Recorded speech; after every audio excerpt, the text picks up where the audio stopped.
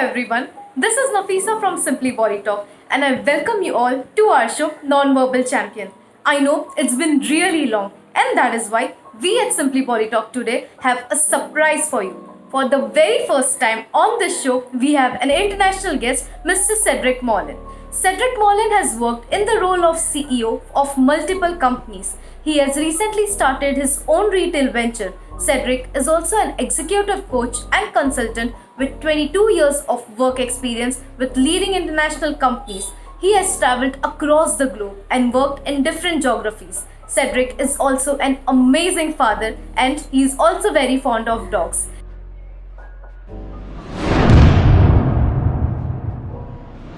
So, this is Nafisa from Simply Body Talk, and I welcome everyone to our show Nonverbal Champion. And today I'm very glad to announce our esteemed guest, Mr. Cédric Moulin, on the show. We welcome you, Mr. Cédric. How does it feel to be on this show? That's very exciting.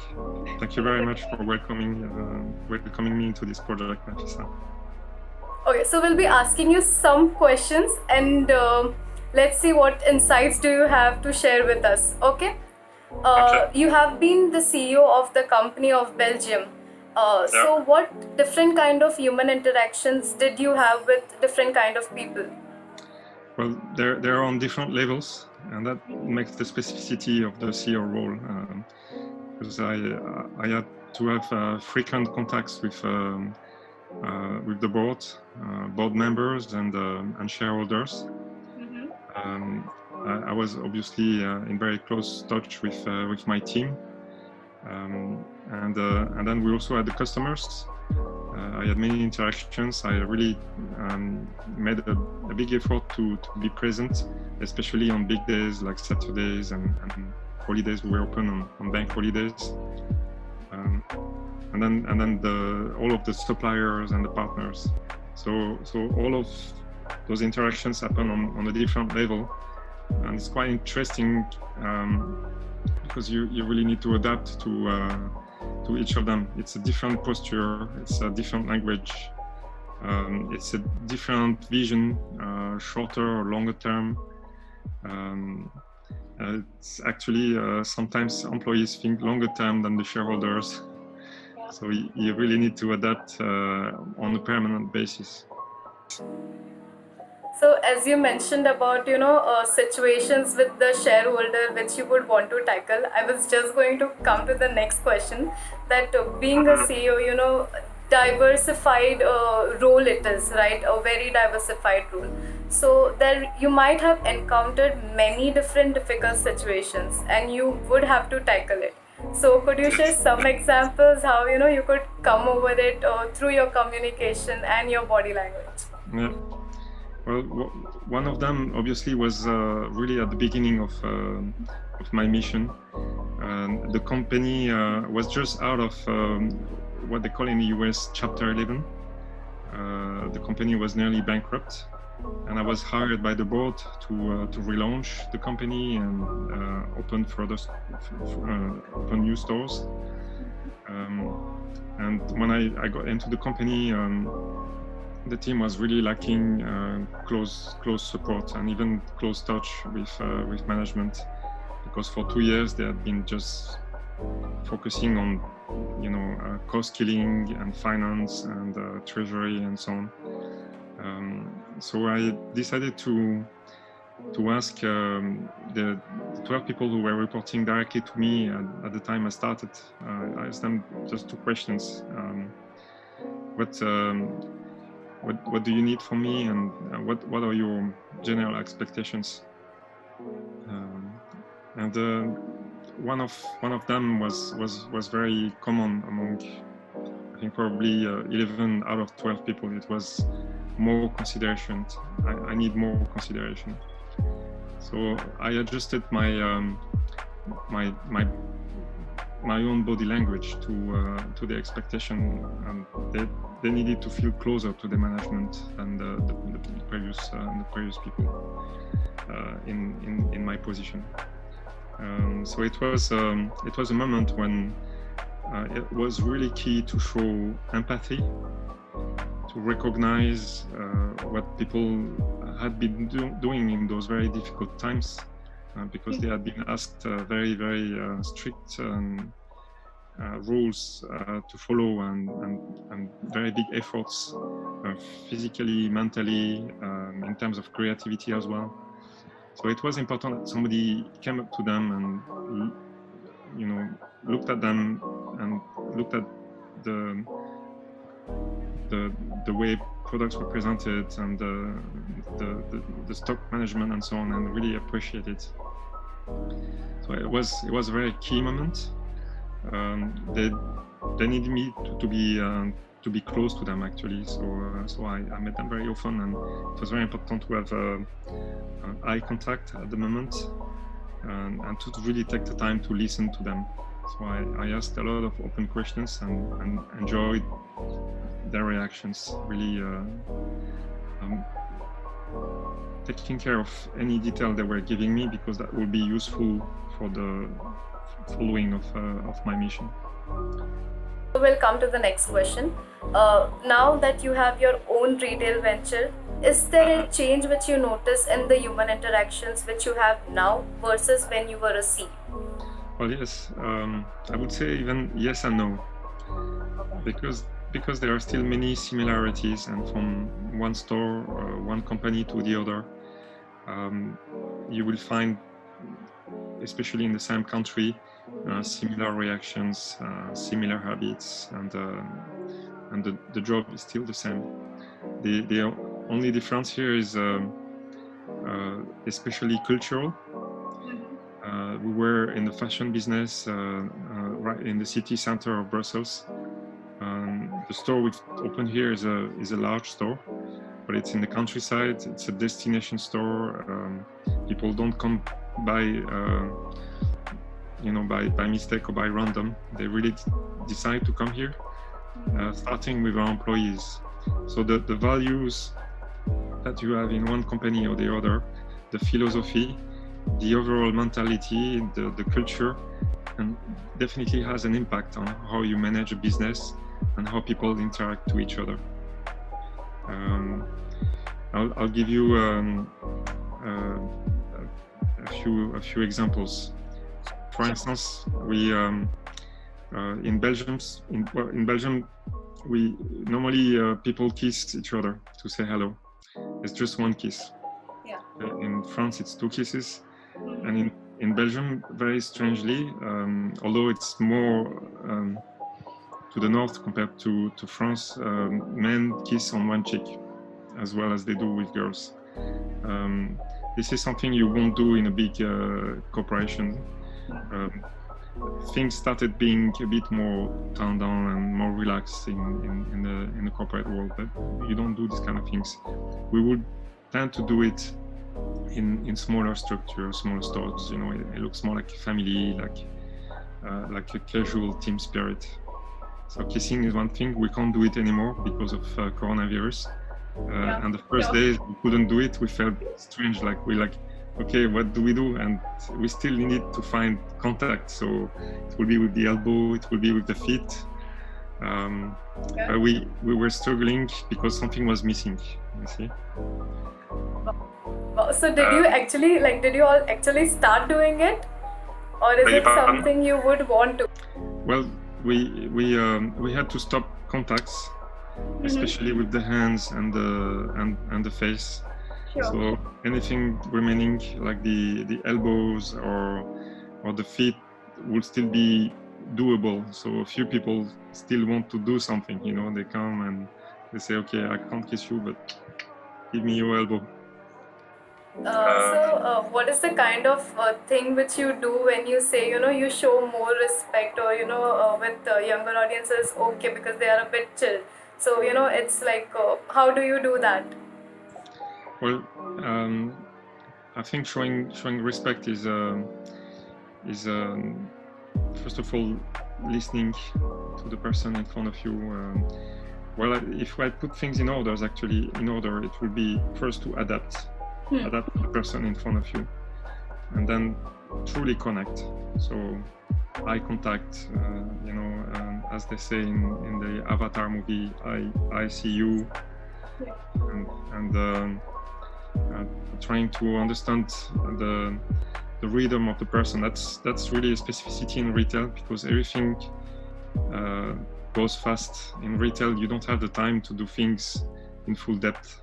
There's always something coming up, something new, a new crisis, new customer, something you don't expect, out of stock products, a product that's not okay, and so on. We have 4,000 products in the store, 4,000 types of products, and there's always something happening with one product. If you add up the customers, we have like between 200 and 300 coming in the store, coming into store on a normal day. There's always something new. So there's a rhythm, and you need to adapt to the rhythm. Some people need you to take more time with them. Some people are in a hurry, and it's either customers or people from the team. You need to respect that. It's quite important. So observing the person and seeing in which pace they're putting themselves, and in how much time you can borrow from them, and that's pretty important. You already mentioned that observing person is really very important. So I would want to know that as an entrepreneur, what do you think, is the role of the body language cues which any person, be it a client, a customer, or an associate, which gives to you? How important is it? I think it's crucial. You cannot do a good business without using body language in retail, because everything comes down to human relationships.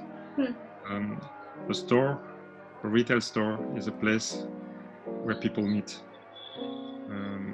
You got the products in between, but there's always interactions, especially in a store like ours. We will never go the way of Amazon, suppressing the cashiers and having people just do everything themselves. We're not interested into this, because the added value of the products we have in store have to be taught, and we have to understand on the relationship with the customers what they really need in the store and what's missing, and what they don't understand about the products that they're buying.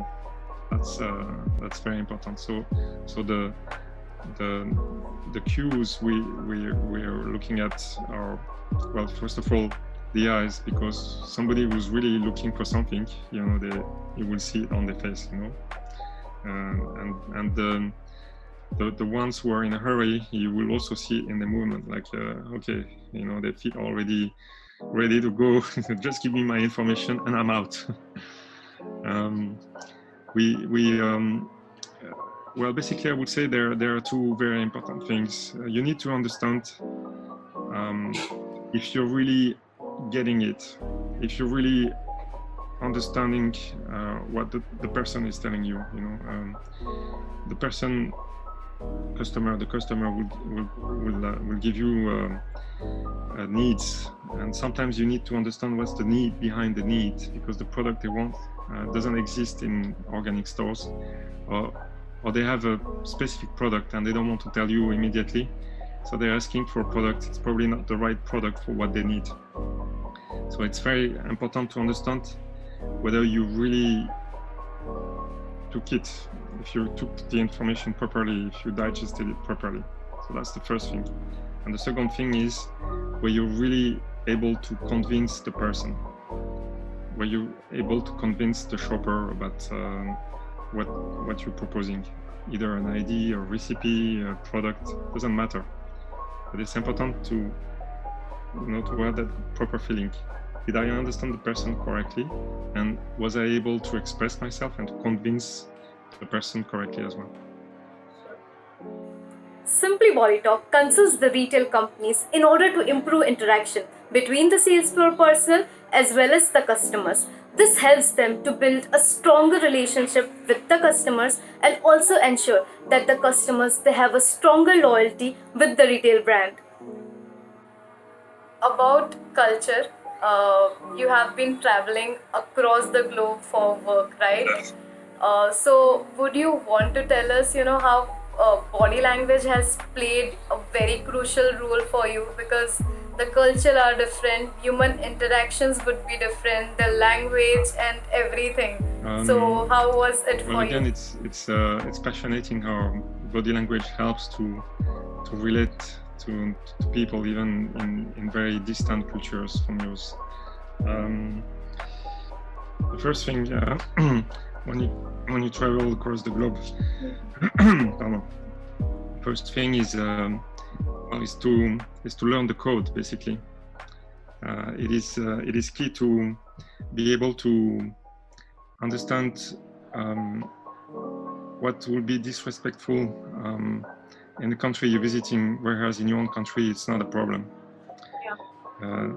And these are things that are more linked to the habits, the customs than body language, but it starts with this actually, because everything you do, everything you show, gives a message to the person in front of you, whether you know or not.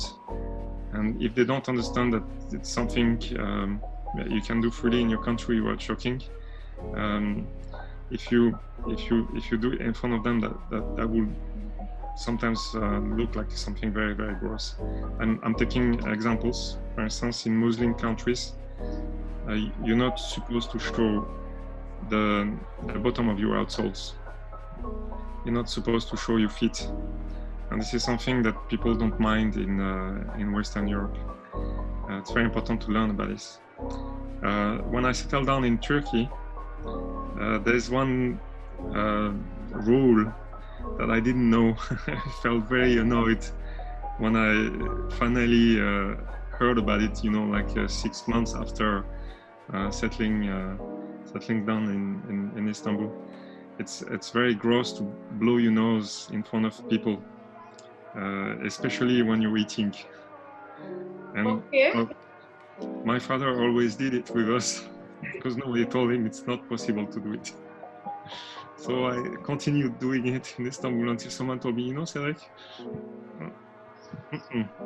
don't do it again. Well, it's those things that are very small details. You never think about them when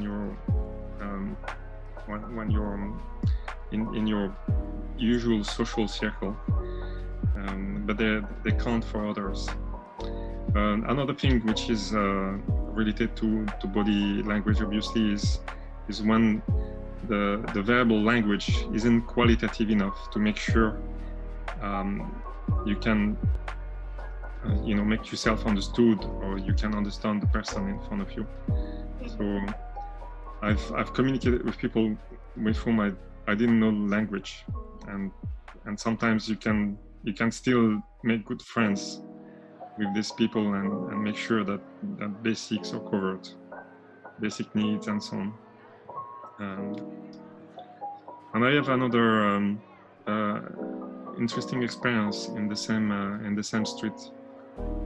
Well, Istanbul, Turkey, are areas where men show their masculinity. They're strong, and some of them like to show their muscles, and they're having a big mustache for the older generations and so on. And when something's wrong, they will tend to raise the voice.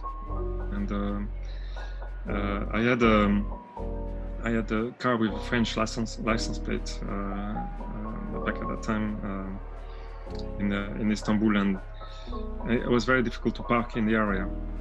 And usually stores will put things in front of their showcase, their windows, to prevent cars from parking and hiding the store behind. And especially one of them was very good at it. He was putting barrels and metal bar and so on. And one evening, after turning around for half an hour, I realized that the space was free. He probably had a delivery and forgot to put the barrels back. So I parked my car, I went home, and then I forgot about it, and I left it for 3 days. And when I went to pick it up, he was, eagerly waiting to jump and and start screaming at me, my business. And usually what people will do, somebody shouts at me, I will shout louder, and I will, show that I'm shocked and you shouldn't speak to me like this and so on. And instead of going that direction, I just looked at me with my hands against the body, and I looked at him and I said, I'm so sorry. I completely forgot. I spoke to him with a very gentle voice. I speak Turkish, which really helped. And then the guy was like, no, it's okay. Don't worry. It must be something really unexpected for him. He might have thought that you would, really get more agitated, but then you were very cool. He was ready to fight, and I was not ready to fight, and that really stopped the ongoing aggression and the escalation, basically. So that's also where it's useful. Like you can surprise people positively when you have a different culture and they understand it. Sometimes it helps to connect with people. Yeah, true. Thank you so much. Our audience would get really great insights, and this was an amazing interview. Thank you so much for your time. You're truly a non-verbal champion. It was a fantastic interview. So thankful.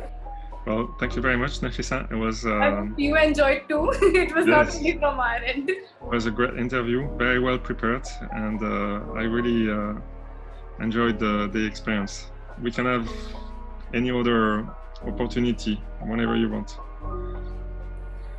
It would be great. Thank you so much.